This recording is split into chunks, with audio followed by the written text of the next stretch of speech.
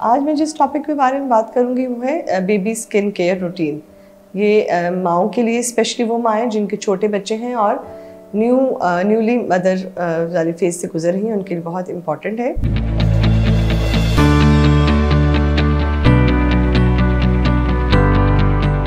अस्सलाम वालेकुम जी, मेरा नाम डॉक्टर अशफा नासिर चीमा है। मैं डर्मेटोलॉजिस्ट और एस्थेटिक फिजिशियन हूँ। पिछले 13 साल से मैं माहिर इमराज़ जिल्द के तौर पर अपने फ़राइज़ सर्विसेज हॉस्पिटल में अंजाम दे रही हूँ और इवनिंग में expert skin and laser clinic जो कि एयरपोर्ट रोड पर वाक़ है, वहाँ पे मैं प्रैक्टिस करती हूँ। आज मैं जिस टॉपिक के बारे में बात करूँगी वो है बेबी स्किन केयर रूटीन। ये माओं के लिए, स्पेशली वो माएँ जिनके छोटे बच्चे हैं और न्यूली मदर वाली फेज से गुजर रही हैं, उनके लिए बहुत इम्पॉर्टेंट है कि बेबीज़ की स्किन केयर रूटीन कैसी होनी चाहिए। तो बेबीज़ को हमें कम से कम मेडिकेशंस अप्लाई करनी चाहिए। अगर बच्चा पैदा हुआ है और वो छोटा सा है, कुछ दिनों का है या कुछ महीनों का है, तो आपने उसे लेट से, अगर हम इस बात से स्टार्ट करें कि नहलाना कैसे है, तो नीम गर्म पानी सा हो और उसको आप 3 to 5 मिनट्स तक उसको नहलाएं और प्रॉपर सोप्स और इस तरह की चीज़ें हार्श वाली बिल्कुल यूज़ ना करें। इसके बेहतर है कि क्लेंजर्स यूज़ करें। और उसके अलावा जब वॉश करने के बाद आप फेस को, बेबी को ड्राई करते हैं, तो बहुत रगड़ के उसकी बॉडी को ड्राई नहीं करना, उसको टैप करना है और बहुत लाइटली सा। और अभी उसकी बॉडी थोड़ी थोड़ी गीली हो तो आप एक मॉइस्चराइज़र्स अप्लाई करें जो कि बेबीज़ के लिए स्पेशल बने होते हैं, हाइपो एलर्जेनिक हों, फ्रेगरेंस फ्री हों, ताकि उनसे उनको कोई एलर्जीज़ और उस तरह का प्रॉब्लम ना हो। तो बस आप मॉइस्चराइज़र्स अप्लाई करें और टेल्कम पाउडर्स टाइप चीज़ें बिल्कुल अप्लाई ना करें, क्योंकि वो बच्चों के सांस में जा रहे होते हैं, उड़ के पाउडर्स टाइप चीज़ें जो होती हैं।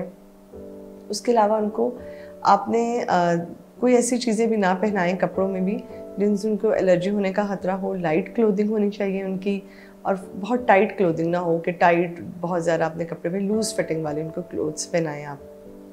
अब बात हम करते हैं कि अगर गर्मी दाने हो जाए इनको, तो नेक पे, बगलों में, एक्सिलास वगैरह में और फोल्ड्स वाली जगहों पे अगर उनको दाने बन रहे हैं, तो इसका मतलब ये है कि ये गर्मी की वजह से बन रहे हैं और आप बहुत ओवर रैप कर रहे हैं, क्योंकि बच्चों को भी उतनी ही गर्मी लगती है जितनी कि बड़ों को लगती है।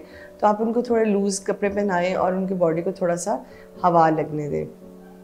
उसके अलावा ये है कि कुछ बच्चों जो होते हैं उनको 6 मंथ्स तक आपने ज़रा सन से उन्हें प्रोटेक्शन करनी होती है कि बहुत ज़्यादा धूप में ना लेके उनको जाएं, वक्त ज़रूरत ही लेके जाए बस। और उसके अलावा सन ब्लॉक्स जो होते हैं वो भी अगर लगाने हो तो 6 मंथ्स के बाद आप लगा सकते हैं, बहुत अर्ली एजेस में, क्योंकि हर चीज़ में केमिकल्स हैं, तो आपने केमिकल्स को अवॉइड करना है। और उसके अलावा कुछ डिजीज़ेज़ हो जाती हैं बच्चों को, लाइक बच्चा पैदा हुआ है तो उससे सेबरिक डर्मेटाइटिस, एक क्रैडल कैप, उसमें सर पे बहुत खुश्की हो जाती है, ये बहुत कॉमन है। तो वो ये होता है कि मैटरनल एंड्रोजन्स यानी माँ से कुछ हार्मोन्स होते हैं जो कि बच्चे में ट्रांसफ़र हो जाते हैं विदाई से पहले। तो उसके असरात की वजह से बच्चे को बहुत ज़्यादा सर पे ब्राउन खुश्की सी आ जाती है और चेहरे पे भी, आईब्रोज़ के ऊपर खुश्की आ जाती है। तो उस पर आपने परेशान नहीं होना होता, उसको साफ़ करना होता है और लिक्विड पैराफिन सोप्स वगैरह और कुछ माइल्ड शैम्पूस होते हैं जो हम देते हैं। तो आप प्रॉपर अपने डर्मेटोलॉजिस्ट को विज़िट करें तो आपको अच्छा सा गाइड करेंगे और ये बिल्कुल ठीक हो जाता है 8 मंथ्स तक, जबकि हार्मोन्स का असर वो ख़त्म हो जाता है। उसके अलावा कुछ बच्चों को एटोपिक डर्मेटाइटिस हो जाता है, वो यूजुअली 6 मंथ्स के बाद होता है। उसमें जिस्म बहुत खुश्क हो जाता है। तो उसी तरह है कि आपने बहुत ज़्यादा बच्चे को अच्छे मॉइस्चराइज़र्स अप्लाई करने हैं और बहुत बॉडी को ड्राई नहीं करना और घर में कोई पेट्स वगैरह नहीं रखने और फ्रेगनेंस और मॉस्किटो स्प्रेज और ये चीज़ें डायरेक्ट बच्चे के इर्द गिर्द ना हो, थोड़ा दूर हो। और उसके अलावा आप कारपेट्स कमरे में नहीं होने चाहिए और ताकि डस्ट माइट्स और इस तरह की चीज़ें ना हों। और अगर बहुत ज़्यादा डस्ट और हे फीवर्स और एस्थमा की पर्सनल बच्चे की भी हिस्ट्री है तो उसको भी मैनेज करने की ज़रूरत है। तो इस सूरत में भी आप डॉक्टर को विज़िट करें ताकि प्रॉपर डायग्नोज करें कि क्या आम खुश्की है या प्रॉपर एटोपिक डर्मेटाइटिस है। तो उसके एक इलाज अलहदा से तशख़ीस करके उसका प्रॉपर एक इलाज होगा, तो वो भी ठीक हो सकता है। उसके अलावा कुछ लोग हमें बताते हैं कि जी चेहरे पे छोटे छोटे दाने निकल आए, जिसे आमतौर पर हम इन्फेंटाइल एक्ने भी कह देते हैं।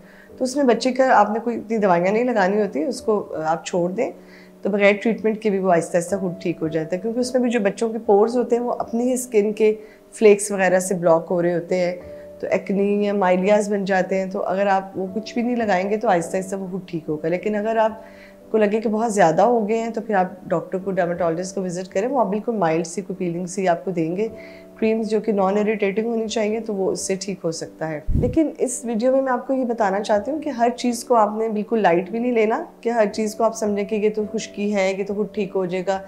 मतलब एक छोटा मोटा प्रॉब्लम हो तो आप वेट करें कि बच्चे को कम से कम मेडिकेशन, लेकिन आप प्रॉपर एक डर्माटोलॉजिस्ट को ज़रूर कंसल्ट करें ताकि वो आपको गाइड करे कि ये एक आम मसला है या एक प्रॉपर बीमारी है जिसमें आपको इलाज की ज़रूरत है। ख़ासतौर पे जो कुछ बर्थ मार्क्स होते हैं, हेमेंजियोमास और पोर्टवाइन स्टेन्स हैं, तो वो जितनी जल्दी उनका ट्रीटमेंट स्टार्ट किया जाए ना, उतना ही अच्छा ठीक है। और अगर आप मुझसे कंसल्टेशन बुक करवाना चाहते हो तो आप इस लिंक पे क्लिक करें और ऑनलाइन कंसल्टेशन या इन क्लिनिक कंसल्टेशन आप बुक करवा सकते हैं। मैंने आपको बताया कि जैसे कि पोर्टवाइन स्टेन्स है, उसमें हम जल्दी से जल्दी लेज़र अगर स्टार्ट करेंगे और ट्रीटमेंट्स, तो वो ठीक होगा, क्योंकि जब बच्चा बड़ा होगा तो साथ साथ बर्थ मार्क्स और ये चीज़ें भी बड़ी होती जाएंगी। और कभी कभी कुछ ऐसे डिसऑर्डर्स होते हैं, फोटोसेंसिटिविटी डिसऑर्डर्स वगैरह, ज़ीरोडर्मा पिगमेंटोजम और ये वो, तो वो टाइम से अगर इलाज उनका हो जाएगा, टाइम से तशखीस हो जाएगी, तो फिर आपके लिए भी फ़ायदा है। तो आप छोटे बच्चों को ये कि हर चीज़ इग्नोर ना करें, और आप, क्योंकि डर्माटोलॉजिस्ट ही ये डिसाइड कर सकता है कि बिल्कुल एक ऑर्डिनरी चीज़ है, इसमें वेट और सी कर सकते हैं कि हमें कोई प्रॉपर किसी ट्रीटमेंट की तरफ जाना है। तो आपको ये वीडियो उम्मीद है अच्छी लगी होगी। आप कुछ और अगर आपको क्वेश्चन हो या पूछना चाहें तो आप कमेंट सेक्शन में कमेंट कर सकते हैं।